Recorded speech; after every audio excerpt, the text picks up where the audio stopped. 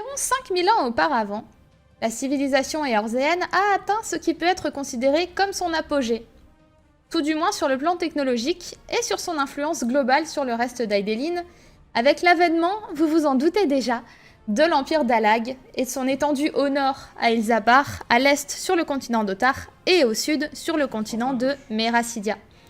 Nous allons donc étudier la naissance et la chute de l'âge le plus prospère du royaume, mais laissez-moi vous conter l'histoire de celui qui est à l'origine de toutes ces découvertes. Il y a près de 6 siècles, un jeune Uldien déterminé, du nom de Coinac, tomba sur ce qui allait s'avérer être la plus grande découverte de la 6e ère astrale, des reliques du grand empire d'Alag. En tant que séminariste de l'ordre de Naltal, Coinac était extrêmement intelligent, recevant constamment les éloges de ses pairs. L'ordre lui-même plaçait de grands espoirs dans ce jeune prodige et le voyait comme un futur leader au sein de cette église. Ces espoirs furent anéantis quand Coinac devint obnubilé par les histoires d'un empire disparu depuis longtemps, brièvement mentionné dans les Saintes Écritures, qui est donc l'empire d'Alag.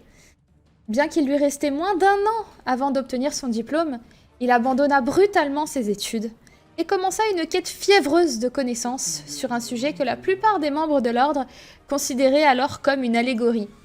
Faisant la sourde oreille aux plaintes de ses professeurs, Coinac fut expulsé du séminaire et même ostracisé par ses compagnons les plus proches.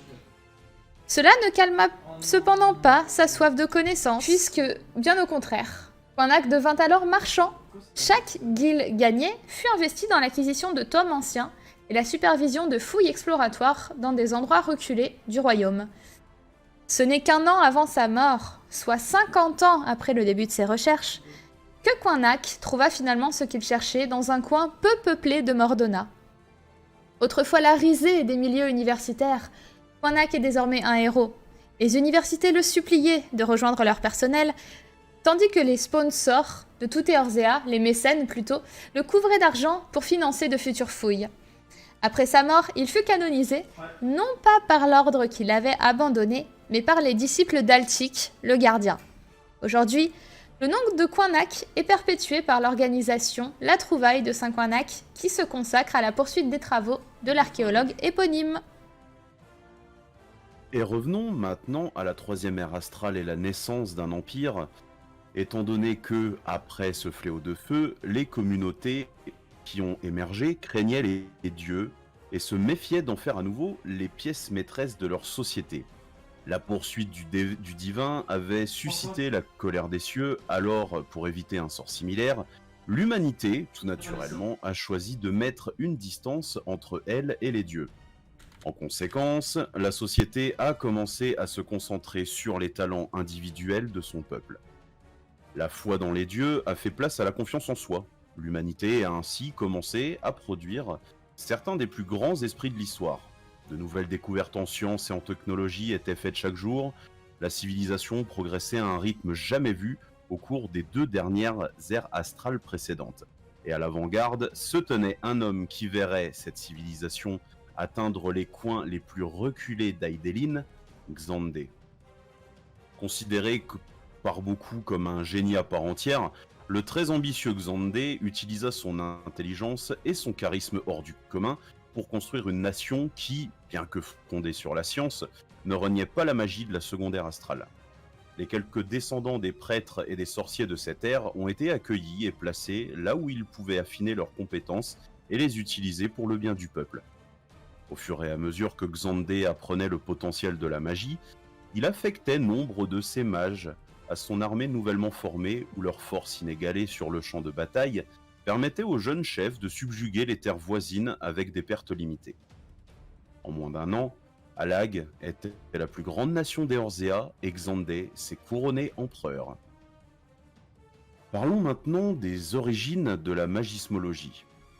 Il va sans dire que l'empire alagois n'aurait jamais survécu, sans parler de son expansion et de sa prospérité, sans la puissance des mages triés sur le volet par Xandé.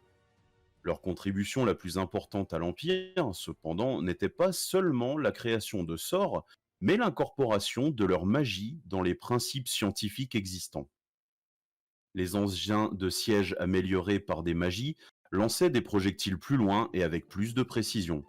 Les grues à roues ensorcelées soulevaient des blocs 10 fois plus lourds que leur charge maximale avec une fraction de la main-d'œuvre.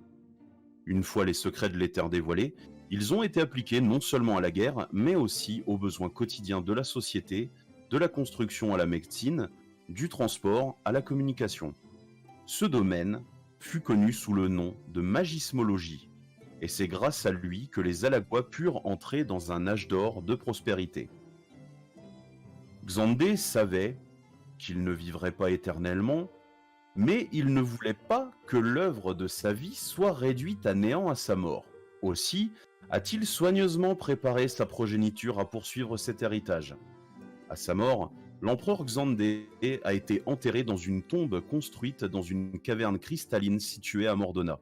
Le raisonnement derrière cela était que l'on pensait que les niveaux concentrés d'énergie éthérée pure pouvaient réparer la chair corrompue et restaurer l'âme de Xandé dans son nouveau corps.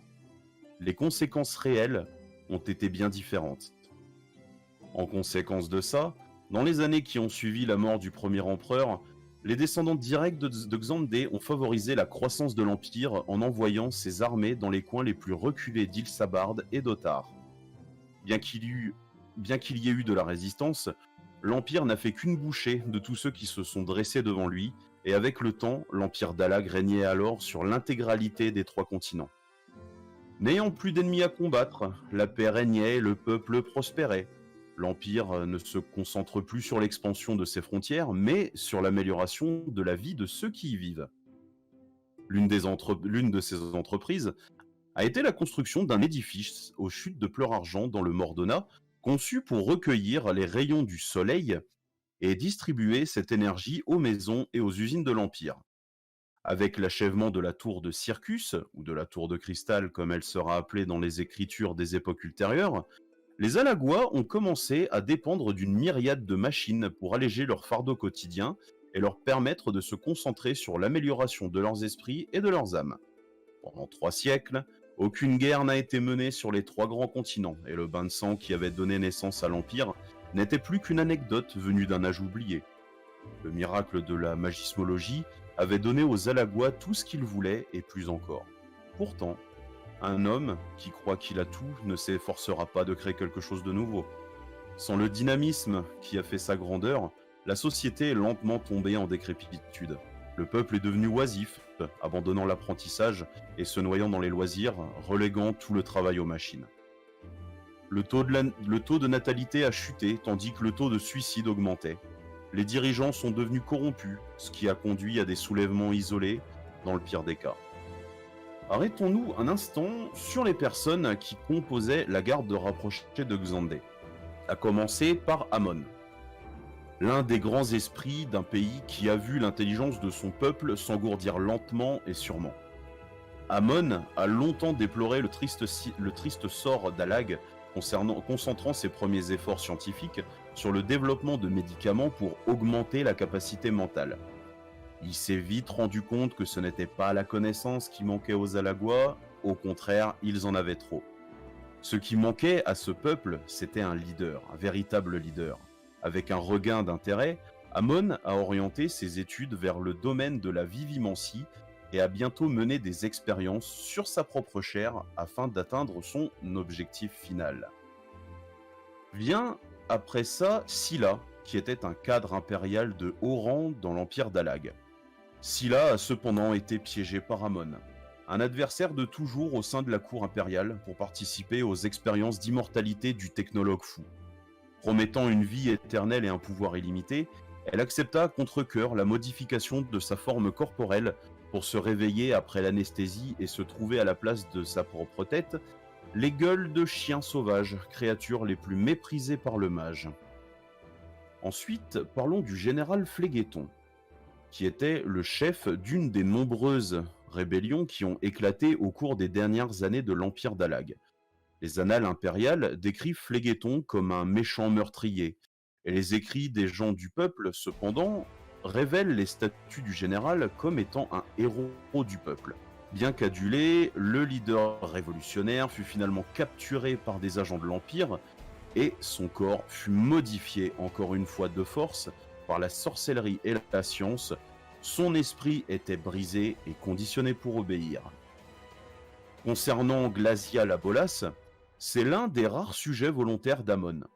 Glasia était le commandant de la garde d'honneur impériale et il était farouchement loyal envers cet empire. Se réjouissant de traquer personnellement et d'écraser impitoyablement toute graine de rébellion, les expériences ont réussi à conférer au commandant l'immortalité, lui assurant un service éternel sous les ordres du grand empereur Xandé.